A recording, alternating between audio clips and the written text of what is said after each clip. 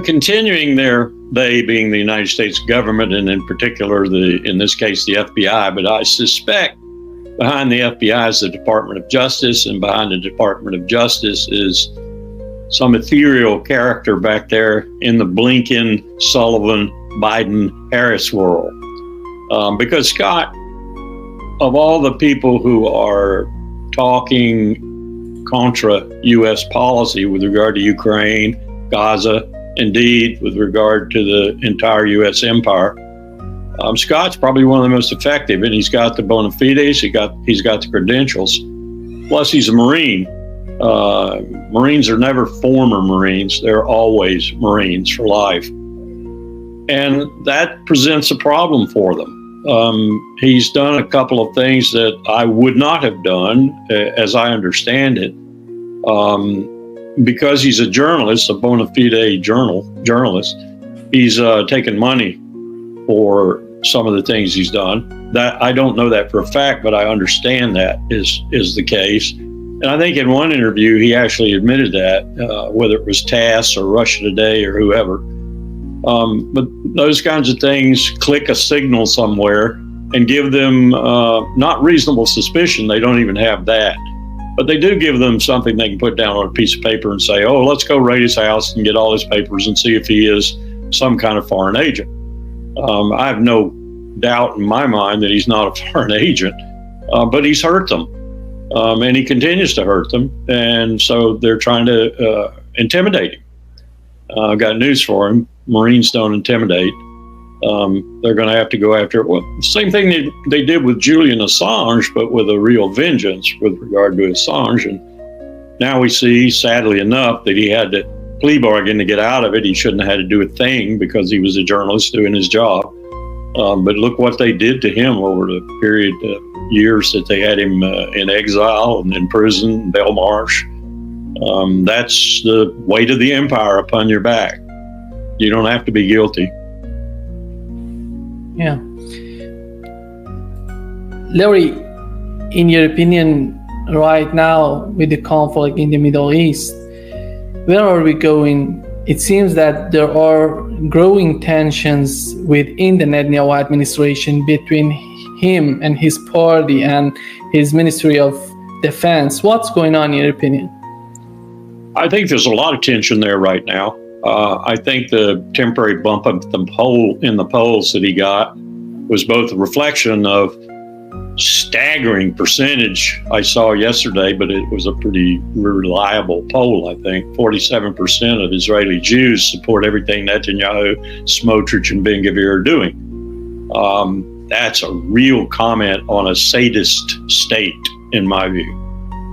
That said, he's got problems. He got a little tick in the polls from his visit to the United States, as he always does, one of the reasons he comes.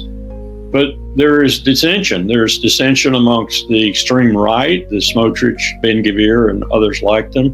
There's dissension with Yoav Gallant. There's dissension with the IDF leadership in spades. And there's also dissension, I understand now, over what is coming, because many feel that Netanyahu is responsible for what is coming. And let me just interject a little aside here. This morning, a man for whom I have some respect, Harlan Ullman, who used to be a professor at the National Defense University and was one of Colin Powell's confidants, Harlan and Colin used to talk quite a lot, suggested in a piece he wrote that just came out that we don't know, nor has Israel admitted, who killed Ismail Haniyeh. And he posited several different possibilities, everything ranging from those in Hamas who are not necessarily happy with the way he was going with negotiations. I don't think the insinuation was Yahya Sinwar, the new leader, but the insinuation was there were elements. And then there was the insinuation that the Hezbollah, some of the Hezbollah people don't particularly care for him either. And then there was a insinuation that there are some people in the IRGC, and all manner of different things could be. And the fact that Israel hasn't come out and claimed it, I think it doesn't necessarily say it wasn't Israel, because remember the Stuxnet virus that we in Israel put in Iran's nuclear computers and messed up their centrifuges. We didn't admit that for a long time, and I'm not sure either one of us has officially admitted that. Israelis are pretty good about doing things and then not having to boast about it. When they want to boast, they boast. But when they don't want to, they just let it linger and lie there and don't take claim for it. But if he did do it, then there are people within the administration who know he did it and probably aren't happy about it, because it took away that side of even the extreme right that might have wanted to do some kind of a hostage exchange deal and maybe even wanted a ceasefire, because in that ceasefire period, Israel would have some respite too, particularly the IDF. And so if he did it and they know he did it, then they're angry at him for doing that too. And if he did it and they know he did it, they're angry at him because of what might come. Because I think Iran has decided it was Israel, and they are going to strike back. And this is not going to be a small strike. And it may be coordinated with Hezbollah. Indeed, it may be coordinated with Hezbollah, with the Houthis in Yemen, with militias in Syria, and with militias in Iraq. It could come from all manners of sectors and vectors. So they're not happy about that. So Mr. Netanyahu is probably in some dicey water right now with his own people. Larry, when they're talking about maybe Hezbollah, and the question is, why does Hezbollah need to kill Ismail Haniyeh in Iran? That doesn't make sense in Iran. They have to kill him in some other country. As I was reading Harlan's possibilities, I was discounting them one after the other. And, my inclination is to think that Israel did it, because he makes some good points in his piece. Why did they do it that way? And why did they do it in such a glaringly obfuscating of the peace process way?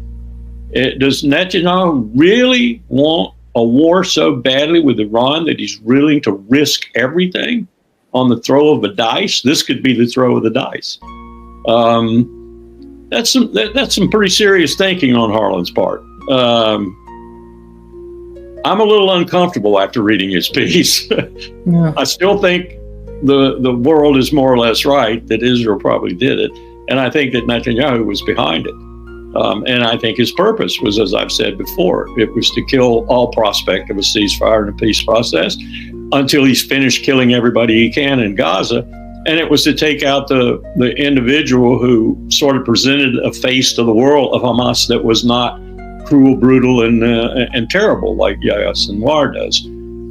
By the way, I watched a really excellent piece on him last night, video piece with narrative. Brilliant guy who was himself, I believe he was a lifelong resident of Khan Yunis. And he talked at length about his period in prison, which of course was most of his adult life before he got out. And he talked about how he learned Hebrew. One of the few who has and can speak Hebrew, and he learned it for a reason, because he wanted to be able to talk in the enemy's language, which is really smart.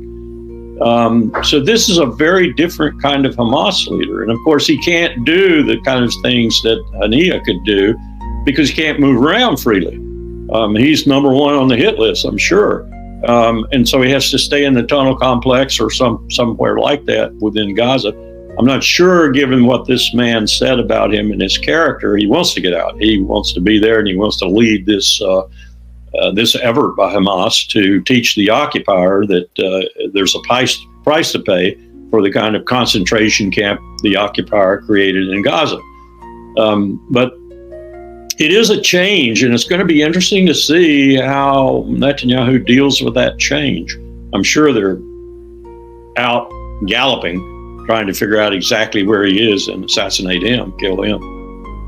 But it is a change, and these changes have all perturbated the situation to the point where I'm not exactly sure what the dynamics are anymore, except I do believe there is a building effort to coordinate a fairly substantial strike against the state of Israel, which is going to bring Israel to its knees and bring the United States in. To what extent the United States comes in Is it just the carrier strike group that Austin just ordered to go at flank speed for the Eastern Mediterranean because they weren't there? I don't understand the submarine. The submarine, what are we going to do? Chase Israel's submarine around and maybe keep it from shooting its missiles?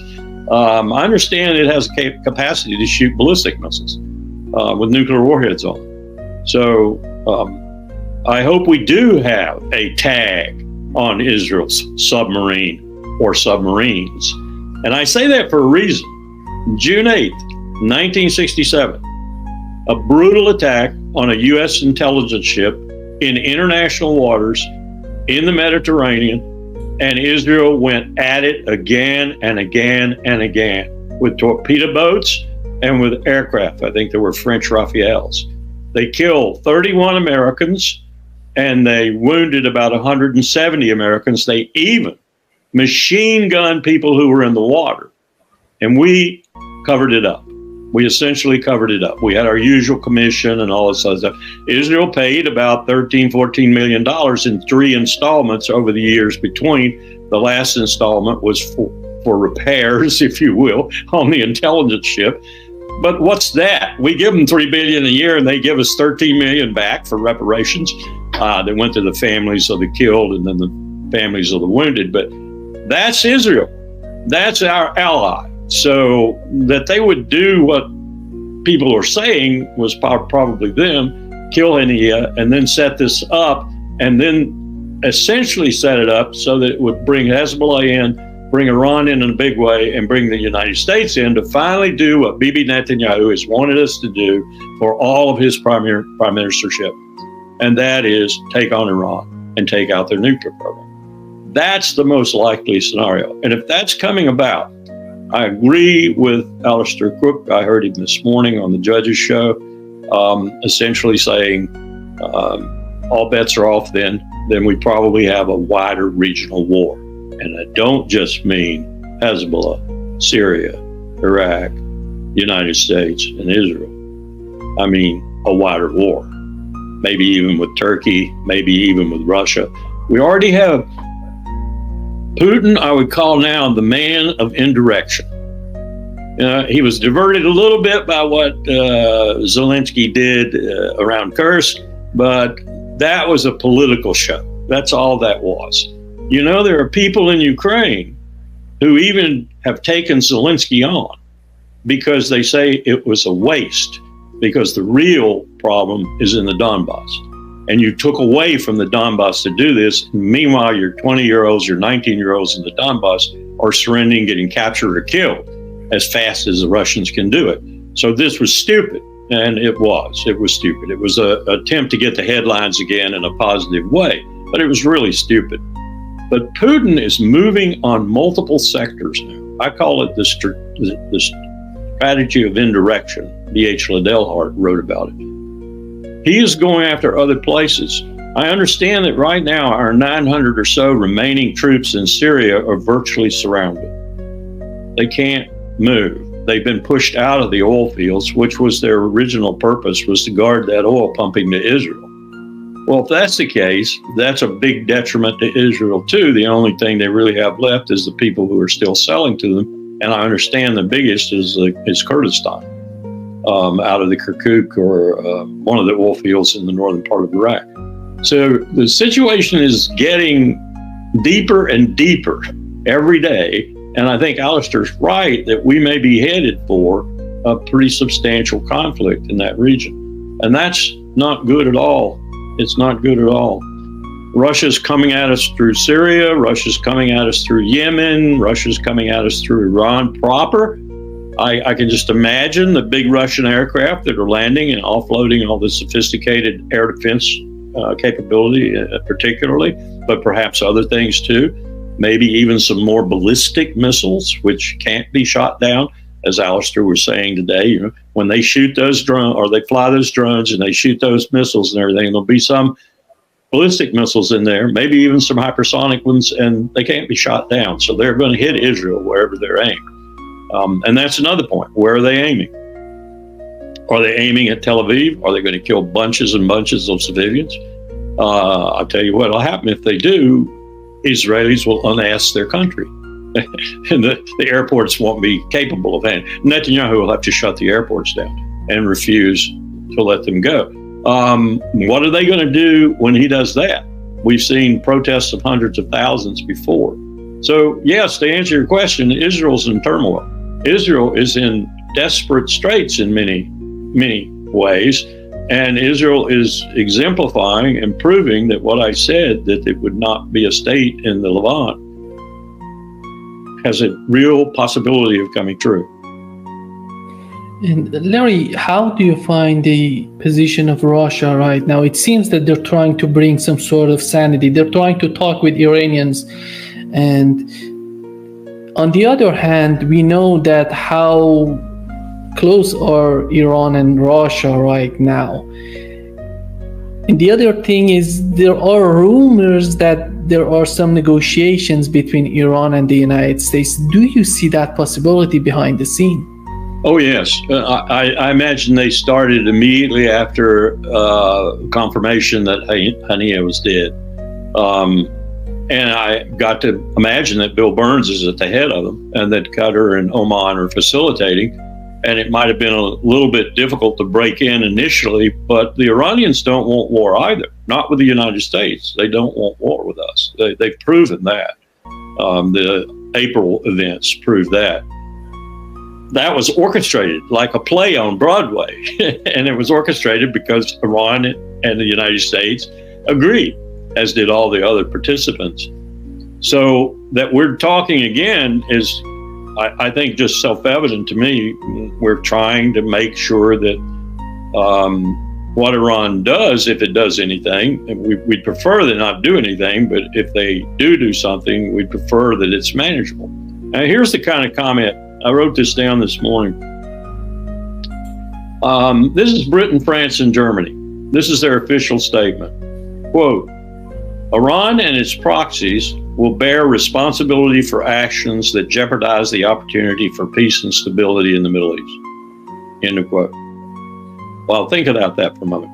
Who said that about the assassination of Haniyeh? Who said that to the other side? No one. Certainly not France, Britain, and Germany, certainly not Britain, nor the United States.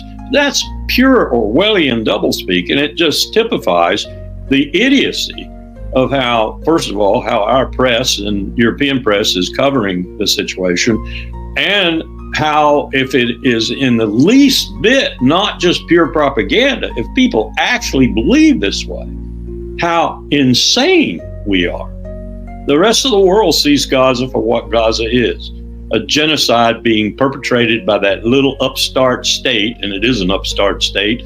Most states are older than it, if not all of them. And it's in the name of what? Greater Zionism? It's in the name of people who want to kill other people to take their land away from them. It's in the name of people who couldn't even occupy those people for the years and years they've occupied them under Geneva. This is crazy. Why are we doing this? Who sanctioned this? The UN Secretary General this morning, Guterres. Pretty stern words flowing out of his mouth for a change. And I think the rest of the world sees this not only with some fright and some fear, because they see the possibility for spinning out of control and maybe even some of them dragging them into it in one way or another, but they also see it from a perspective of the insanity. And here's the kicker. I don't think anyone in Washington sees it from the perspective of they're in an asylum looking out. They don't. They think this is all copacetic. This is all what Lindsey Graham said, in an effort to consolidate the riches of Ukraine for the West rather than for the East. I mean, there's some truth in Lindsey Graham saying that. He believes it, I'm sure, and he covets those riches for us rather than for other people. I'm sorry, that's not the way the world's supposed to work, though. I know you work that way, Lindsey, but that's not the way the international system's supposed to work. And oh, by the way, who designed the international system, Lindsey? Come on, give me a break. But there are some people who are very worried about what might happen in the Levant, and put at the top of the list Washington, because, as I said, at the end of the day, they do not want a war with Iran.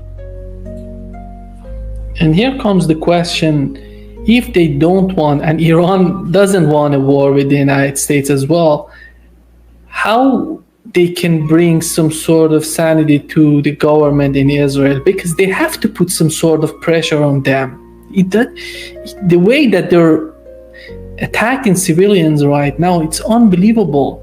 There has to be some limits to these actions. That's and these growing tensions, Larry, within the Netanyahu administration shows that there are many differences within the government. They are the most radical. I don't know how they thinking, what's the main reason of this difference. But at the end of the day, the government in the United States, the Biden administration, can just take this opportunity to put some sort of pressure on them. Well, you've hit the key issue, and that's what's really troubling, I think, much of the rest of the world. Why does the United States tolerate such action from the tiny little enclave at the eastern end of the Mediterranean? Why? Put the Holocaust aside, put everything else aside that might be explanatory in the past of what you might call somewhat biased behavior. Today, that makes no sense. That makes no sense because this isn't biased behavior. This is insane behavior. This is selling them 2,000-pound bombs, 500-pound bombs, 250-pound bombs, 55-millimeter artillery rounds to kill people, innocent people, to kill innocent people with. And every time Israel bombs another school or another refugee center or another hospital, whatever, and says that Hamas was there, the rest of the world shrugs their shoulders and said they're lying sacks of proverbial horse dung. And they are. They are. I take you back to 2003, 2004, whenever it was, when the Corys came to see me about Rachel, their daughter. And I know the Israeli government. I know it intimately. I was lied to. I was stiffed. I was told to go blow it out my rear end. They did not do any kind of reasonable investigation into the death of Rachel Corrie. They killed her. They murdered her. Just as sure as I'm sitting here talking to you. And well, this is it writ large. This is murdering whole lots of people. And look at the Western press. I looked at two this morning. One said 32,000, another said 40,000. Yesterday I read 50,000. Come on, people. There are probably 200,000 Gazans dead right now. What is all this crap in the mainstream media about trying to limit as much as they possibly can the atrocities performed by Israel? Well, I know what it is. They're paid off too, just like our Congress, our media is paid off by AIPAC. They are in AIPAC's hands. They are in the sway of AIPAC. But this really doesn't help the situation that now has the potential to spiral out of control, because it takes all the emphasis off the White House. It takes all the pressure off the White House to do something substantial to rein its little puppet in the eastern end of the Mediterranean in. And I probably used puppet wrong. We're the puppet. And Netanyahu's the puppet master, as he proved when he spoke to our Congress and called all those useful idiots. Oh, no, he wasn't speaking to them. He was talking about people like me who were protesting outside the Capitol while he was there. But the useful idiots were sitting in front of him in the Congress. But you've been paid by Iranians. Oh, yes. I got my check right here. Let me show you. I got a check. It comes from the National Bank of Iran. It says, we'll be paid when we have some money.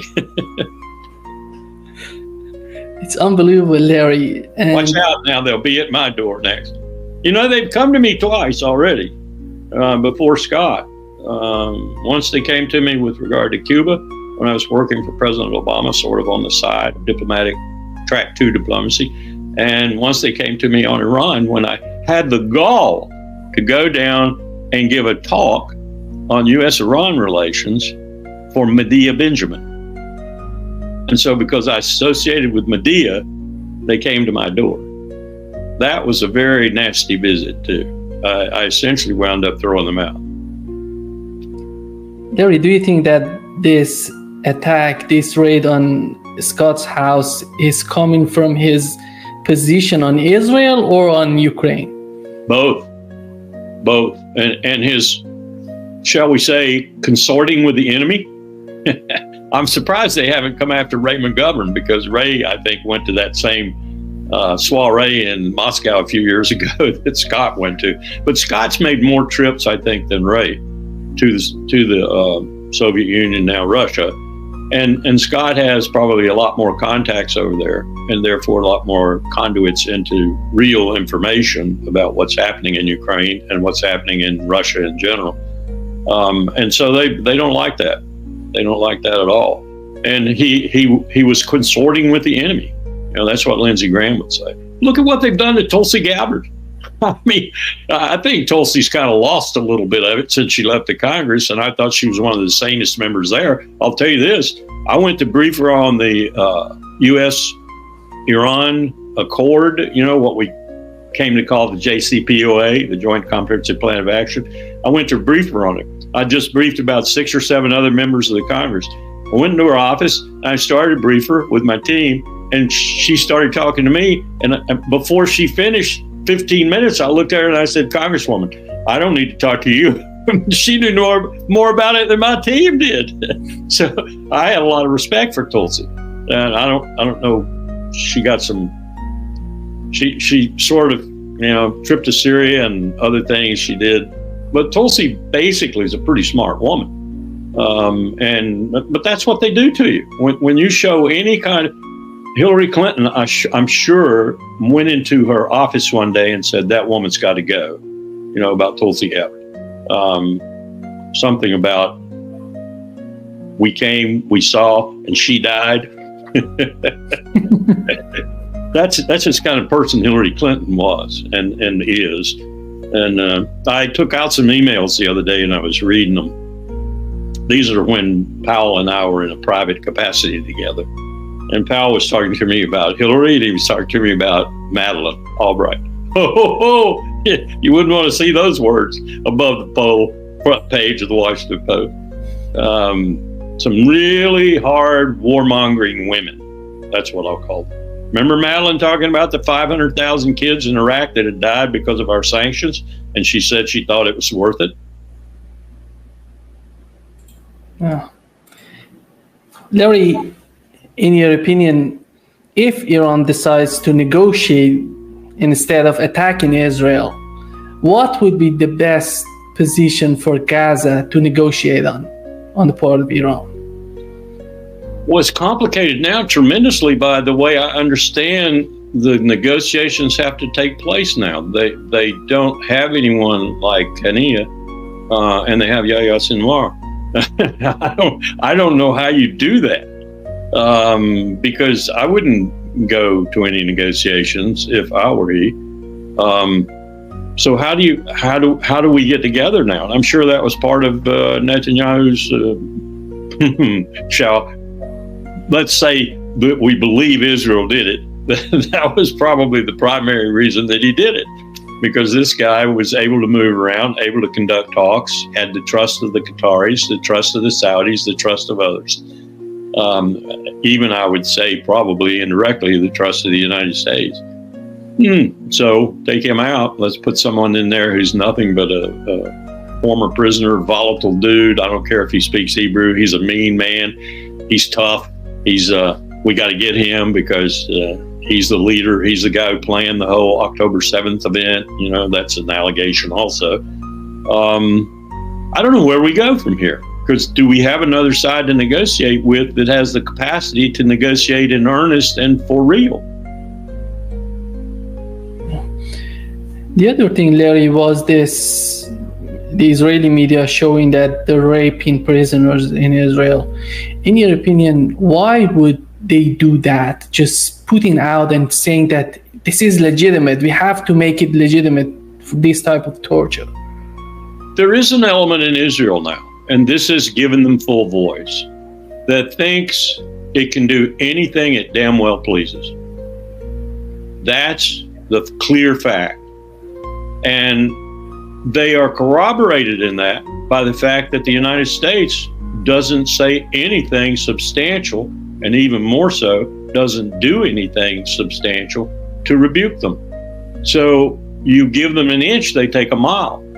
And instead of saying we'll investigate this, which is their usual ploy, that's what they did with Corey, with Rachel Corey. We'll investigate this. We'll do it at the IDF. We'll do it at the Adjutant General. We'll do it within the Foreign Ministry. We'll investigate this. We'll come back. Well, it was all bull. They didn't do anything except come back and say, "Oh, it was an accident. Sorry."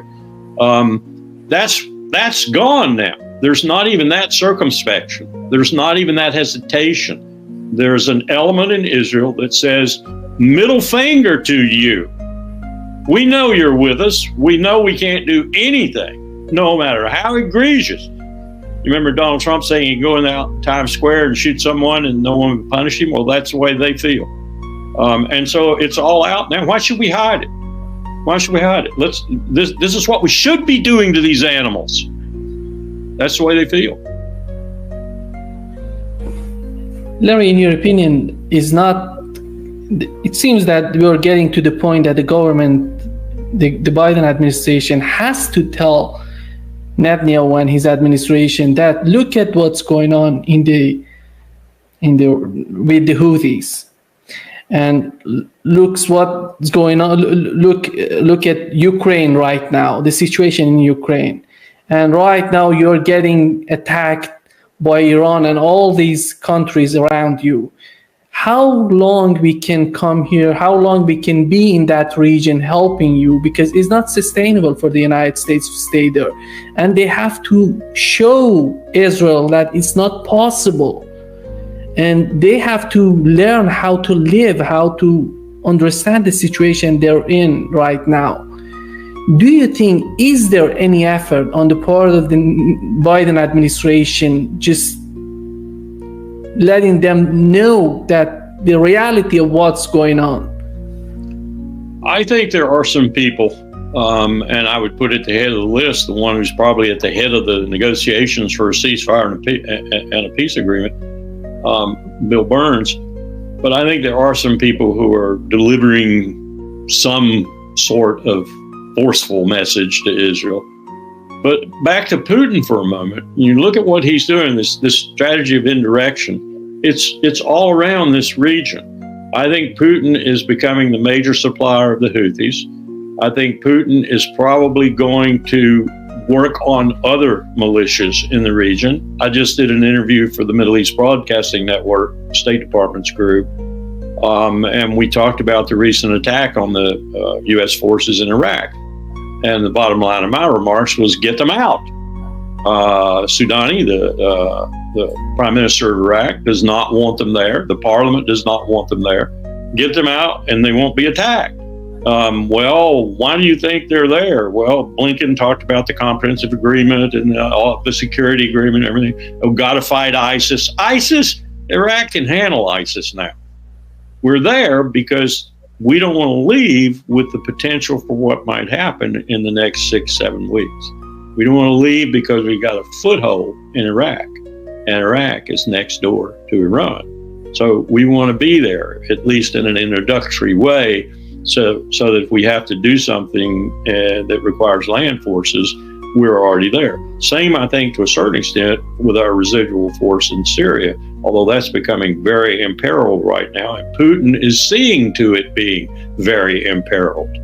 So he's playing all these little matches, if you will, around, plus he's talking to Turkey, he's talking to China, he's talking to other people in the world who increasingly, Modi in India, for example, who are increasingly disenchanted with us, who see the opportunity to break away from much of the constraints and restraints that we've put on them over the years, and to do a better deal, if you will, with the other side being China and Russia and the BRICS and all the rest of the things that are lining up.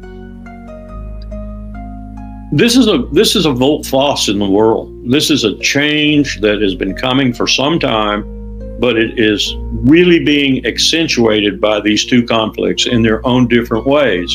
And the change is the money and wealth is moving away from the West. And Lindsey Graham is right to a certain extent when he talks about, oh, we need Ukraine bad. We're willing to kill all the Ukrainians to keep it. Because there is a very visible movement now in the world of the money moving away from the West and into the East.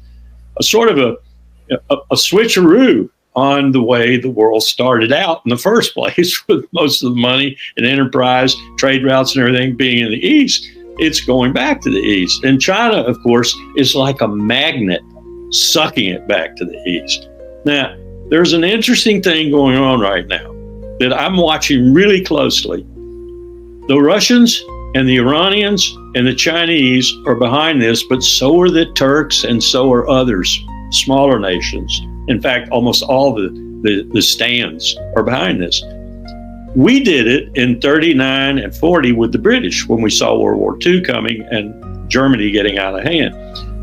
They're rebuilding, reestablishing the line from the southern part of the Persian Gulf up along the Gulf, Alexander's route, and all the way up through Azerbaijan and into the Soviet Union and into the Central Asian complex. That is what they did 1,000 or so years ago in order to, as I recall, the Portuguese were giving them the biggest problem because they were shipping everything by water. Think about the Red Sea and the Suez Canal. And the rates were lower because by water, you didn't have to pay all the taxes you would have to pay to all the intermediaries if you had a land route. Well, they finally fixed that by going around and negotiating. The Persian Empire, the Roman Empire in the West and the East. They negotiated these contracts where the taxes would not be so high. And interestingly, they were just a little bit lower than the cost of shipping with the Portuguese bottoms. So that route suddenly became the real route for trade. And it was a land route. Well, that's what Russia, China, and others are doing right now. They're carefully doing that. We did that in the late 30s and throughout the World War II, so we could ship stuff to the Soviet Union. We actually put almost as much tonnage up that route into the belly of the Soviet Union through Azerbaijan as we did through Murmansk, with a lot less problem because Murmansk was, real problem with the ice sometimes and the cold weather. That route's going to be energized again. And you look at the rail that China is building or has built. They've reduced the time to ship goods from China to the heart of Europe to 16 hours by rail. That's about 1/10 what it takes to do it out of the ports of China and around through one of these other ways like the Suez Canal, the Red Sea, whatever. The world's changing. It's changing. And that's one reason why we're sticking our insane fingers into the heart of Europe, Ukraine, and other things we're doing right now, because we're wild about this change. When Obama said we're going to shift our focus to the Pacific, he was basing it on studies that were done in the Pentagon and elsewhere that said this was going to happen. Well, it has been happening for about 25 years. It's happening big time right now. We're expediting it with our insanity and stupidity, and Putin is taking advantage of it as much as he possibly can. And of course, China is the magnet. So this is all taking place, and we can't do anything about it, except if we had good leadership. If we had good leadership, we'd recognize it for what it is. We'd recognize the power shift. We'd recognize that there are multiple poles of power in the world today that are fixing around this shift, building new transportation routes, building new pipelines and such, and we become a part of it. Now, BlackRock, bet your butt, BlackRock is there. BlackRock will finance the Chinese, the Tajiks. They'll finance anybody in there who's there. If you've seen any of the capitals in Central Asia and the things they're building now, the hotels in Dushanbe cost more than the hotels in Los Angeles. It's incredible what they're doing, and we're just basically ignoring it, or worse, we're making insane decisions to do things like we're doing in Ukraine, and to a certain extent in the Middle East too, in order to try and hold it back. And it is not going to be held back. It's like somebody standing up in the middle of the Mediterranean on a raft and saying, I want you to hold back all the empires while I fix Rome. Ain't going to happen. It is not going to happen. The best you can do is try to accommodate it and make as much money out of the trade and economy and other things that are happening as you accommodate it. But you ain't the hegemon anymore. You might not ever have been the hegemon, but you certainly are not now. But we're desperately trying to fight on the fringes of our empire to make sure that nothing happens untoward with regard to the stability and mostly money-making capability of that empire. Alistair Crook talked about it this morning on Judge Napolitano's show in economic terms, and how much we're sitting on that is really collateral. How much the $120 trillion of global debt, and that's not counting the black world debt, nor is it counting commercial debt or personal debt, but that much debt is sitting on top of a collateral worth maybe 2 or 3 trillion. And that is the world's greatest Ponzi scheme. And it's going to all come crashing down, God knows when. But the people who are going to ride it out and survive are going to be the people in the East, not the people in the West, because they're riding the wave of the future. And we're desperate to keep that from happening. We're trying to arrest that wave. We're trying to beat that wave. We're trying to knock that wave down. That's impossible. You get on your surfboard, you get atop the wave, you catch the crest, you drop into the tunnel, and you surf with it. You don't fight it. It'll drown you. Yeah. Larry, it seems that the Biden administration has decided to withdraw the troops from Iraq. And we know that Iraq is a hub to feed Syria. And Syria is in support, the troops in Syria in support of Israel. What does it mean for the future of the conflict, in your opinion? I've heard no definitive word other than the prognostications of the administration that someday we will leave Iraq, that we're going to leave Iraq. And I think the prime minister in Iraq understands that too, and he's very frustrated by it. And this business of Iran maybe retaliating and the war widening and getting even deeper is going to keep us there. But to your question, I don't think that it would be injurious to the empire, such as it is now, to pull all of its forces on the ground out of the Middle East, because they are an invitation to problems. And we've known that for years. We've known that ever since 1978, 79, when Jimmy Carter declared the Persian Gulf a vital security interest of the United States. At the same time, the military said nobody on the ground. Nobody on the ground. We had a strategy of offshore balancing. Marine amphibious units in the northern Oman Sea, around the Persian Gulf, carrier strike forces, we call them battle groups then, things like that. But never troops on the ground. And then all of a sudden, bin Laden sucked us in. And that was bin Laden. If you go back and read those late 90 fatwas, that was one of his desires, was to suck us in, put us on the ground, defile the holy places, be significantly in the region, and be therefore attackable and injurable and woundable and killable. And that's where we are now. And it's stupid. Our hard power is in Kuwait, it's in Bahrain, it's in the UAE, it's in Saudi Arabia, it's in Israel. This is crazy. We have no business being there. We're so vulnerable. Every trooper walks around with a red bullseye on his back. And this situation right now is going to make that even more intense. If you read Ali Soufan, who's the one guy I trust on Al-Qaeda, he says that Al-Qaeda in Yemen is as powerful as Al-Qaeda anywhere has ever been before. And Yemen has given them an Afghanistan-like atmosphere and terrain on which to rebuild, train, recruit, and get ready for new operations. And they do have a global capability, just like the Al-Qaeda of old. I would dare say we're going to see some attacks in Europe and in the United States from this element of Al-Qaeda in Yemen. Far more dangerous probably than any ISIS group. Even ISIS-K, which has managed to conduct a couple of pretty glaring terrorist attacks in Europe and in Russia. We're not paying much attention to that right now. We're just paying attention to the bigger scene, which is allowing that to happen. we need to pay attention. We need to pay attention to the whole thing, but we do not need to have troops on the ground in the region. We should pull all of our troops out of the region and go back to offshore balancing. One reason we may not do that, purely personnel reason. We don't have the people to man our ships. We do not have the platforms, and we do not have the people if we had the platforms.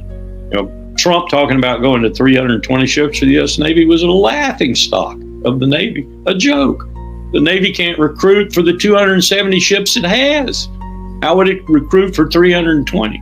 Now, this is something that I believe the military leadership is completely fallen down on. I don't believe they're telling the civilian leadership just what the shape of the U.S. Armed Forces is. They scream about wanting more money. They scream about to the Congress their unfunded priorities list. This is what I need. I need $6 billion more. And Congress says, well, I'll give you $3 billion more. But they aren't looking at the heart of the U.S. Armed Forces, which is not beating very soundly, especially in the Army, especially in the reserve components, especially in the Coast Guard, whose vice commandant just came out and said something, finally. And the only service that's recruiting to its numbers is the Marine Corps, and they have recruited their numbers because they dropped their numbers significantly. So they don't have as high a target to go towards. If we had to fight Iran, Nima, we'd get beaten.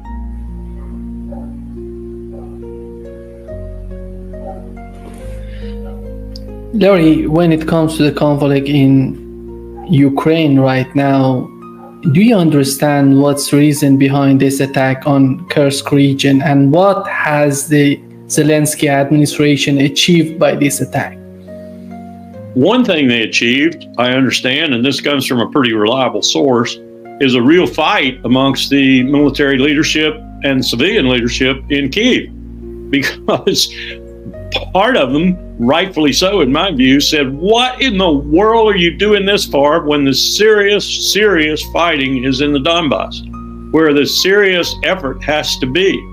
And you're off doing this down there where there's no real rhyme or reason to do it other than your publicity stunt?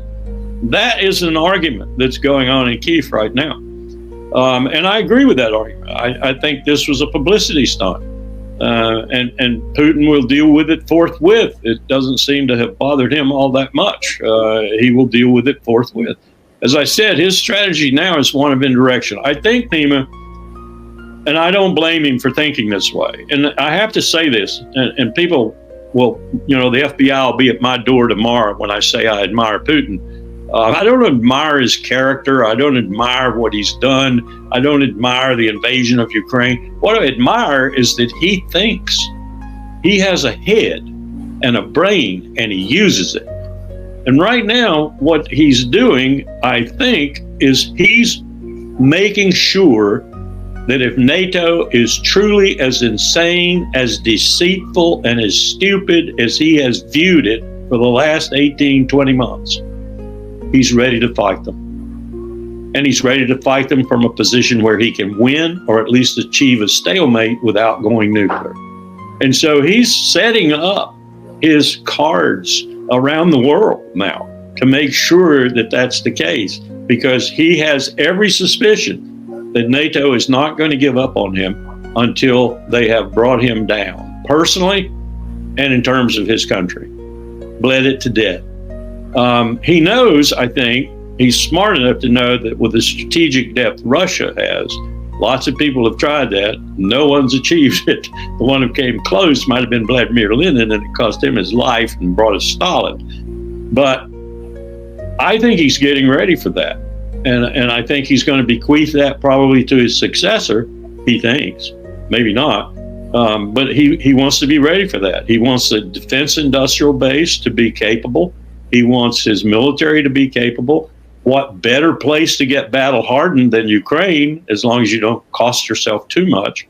And who cares if Zelensky wants to do showboat things every now and then? You'll clean them up and take care of them, which I assure you he will eventually. These are forests down there. And, the only thing down there was the Border Patrol. So it was pretty easy to do what they did.